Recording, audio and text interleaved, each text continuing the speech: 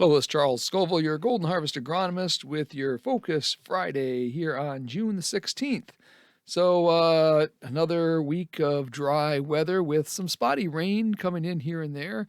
I know those folks that got some rain are certainly very blessed with that right now. And although in many cases, unfortunately, probably not enough rain here in Michigan, as we always say, though, you got to be careful what you ask for because there were some folks down in Ohio that got over 2 inches of rain and they're getting more now.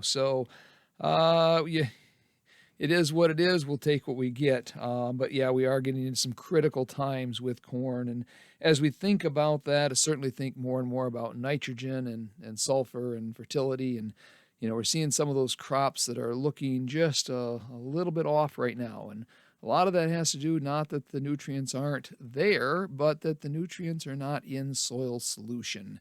And that's how we have to move those nutrients from the soil into the plant is through having some water available there. The good news is the nutrients you put there, as long as you put them in the ground, should be there for the time we get that moisture finally here. But as we're thinking about side dressing, certainly anything you want to do there, we better make sure we put it in the ground.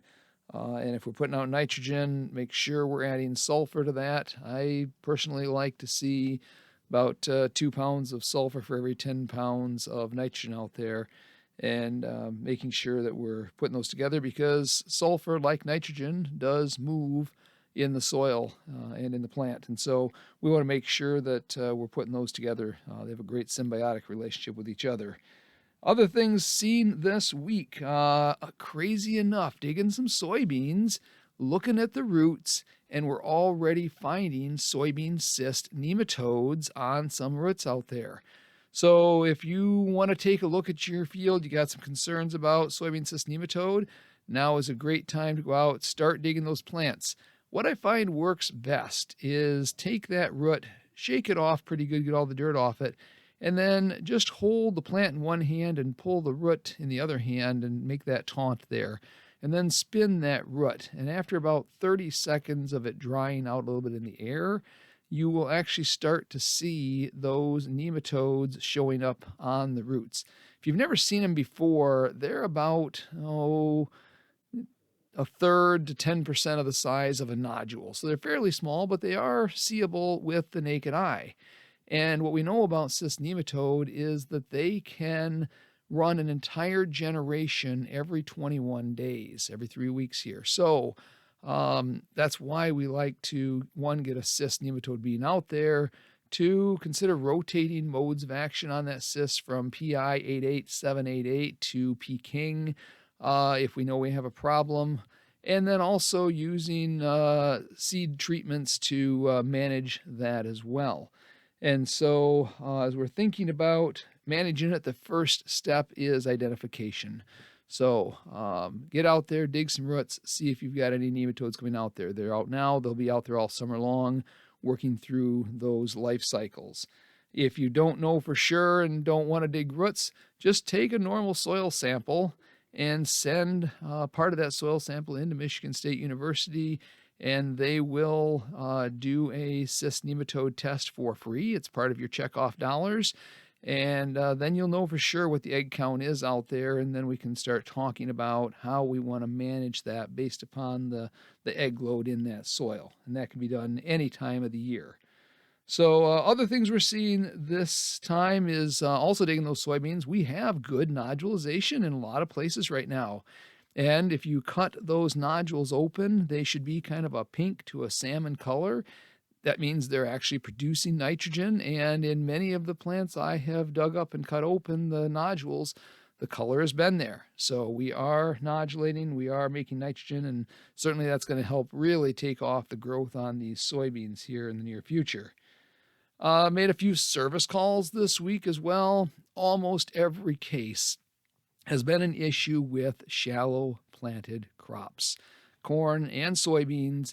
Anything that wasn't a good 2 inches in the ground this year struggled. And yeah, we can get by with an inch and a half or something shallower in most years, but when we aren't getting that seed down into that moisture, getting good, consistent soil to seed contact, we're going to have emergence issues. The thing that worries me the most is that the number of people that didn't even realize they've got a problem hadn't been out in their field yet. So my ask to you is get out there, dig those plants. On corn, if you dig that plant up, you'll see the mesocotyl underneath the stems. That's that white portion of the root that goes from the base of the plant down to the seed itself. And take that measurement, whether it's an inch or an inch and a half or half inch, but you add 3/4 of an inch to the length of the mesocotyl. So that tells me if I have a mesocotyl that's an inch long, then the seed was planted 1 3/4 inches deep. And so you can check that throughout different places of the field, different row units, and evaluate how the year went, and that'll help evaluate the stand as well. So a good time to be out in the field, and as always, if I can come out and walk some fields with you, let me know. That is what I'm doing pretty much every day this time of the year. The other thing I wanted to talk a little bit about is just a general topic of, I got some questions this week about double crop soybeans. Can we do double crop soybeans in Michigan? If so, what are the risks? What are the rewards? And so I want to just kind of go through a few things that are top of mind for me when I think about double crop soybeans. So first of all, I think about geography. And if I'm in the area south of 94 in Michigan, there's a decent chance that those will pay for themselves. If I'm in that 94 to 96 corridor, it's not quite as assured of being a profitable operation. And then I get north of 96 and it's not an every year advantage. But let's talk about within that what we need to do to give it a great chance of success. The first thing is moisture. And unfortunately this year it's the one thing in many areas we are in deficit. But we're looking for an early wheat harvest. Once we get that wheat off, if we've got some moisture in the ground, we can absolutely consider throwing double crop soybeans in there. Again, if we can get in there early enough and we can get plenty of moisture on there. As we think about how we make them successful, it's about getting that population way up there. So the hardest thing for getting double crop soybeans to work is getting enough plant height on them to get them harvested.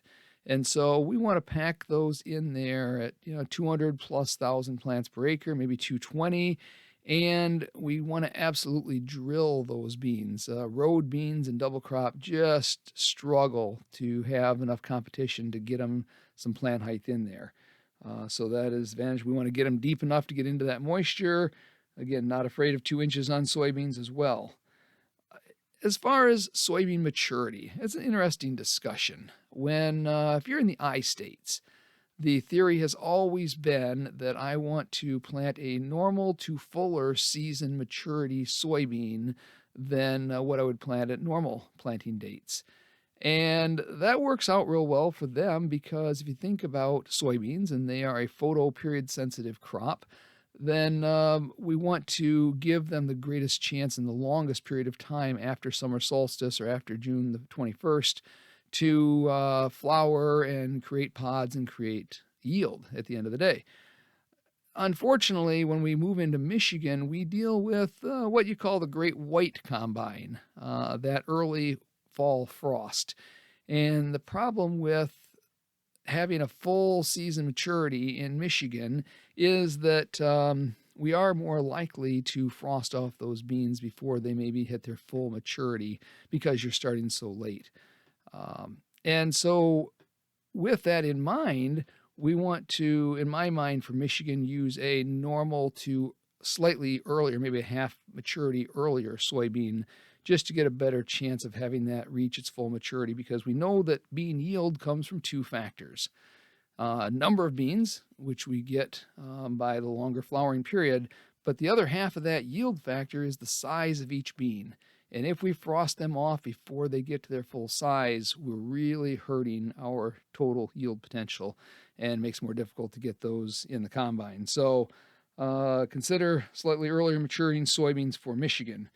Other than that, certainly the benefits, getting some yield to put in the bin. Second benefit in my mind is we get nitrogen from those legume plants being out there producing nitrogen. So maybe another 20 pounds of nitrogen per acre that we can count as that soybean crop is in there. And certainly we help with weed management because we've got a cover crop now on those fields. What are the risks? I think in my mind, the risk is certainly you got a cost involved in the cost of the seed, though there are some double crop programs out there for seed cost. And then it's just your time and equipment and fuel. Beyond that, the risk is fairly low for some potential gain. So think about that more so as you're further south in that geography. And those decisions certainly in the next few weeks as the wheat crop starts to mature, we'll have to start making those decisions. So again, I'll try to continue to keep everybody up to date with what I'm seeing out in the field. Hopefully you're enjoying this way of communicating, and we'll continue to bring this to you each week in this Agronomy Focus Friday. This is Charles Scoville, your Golden Harvest agronomist. Have a great day.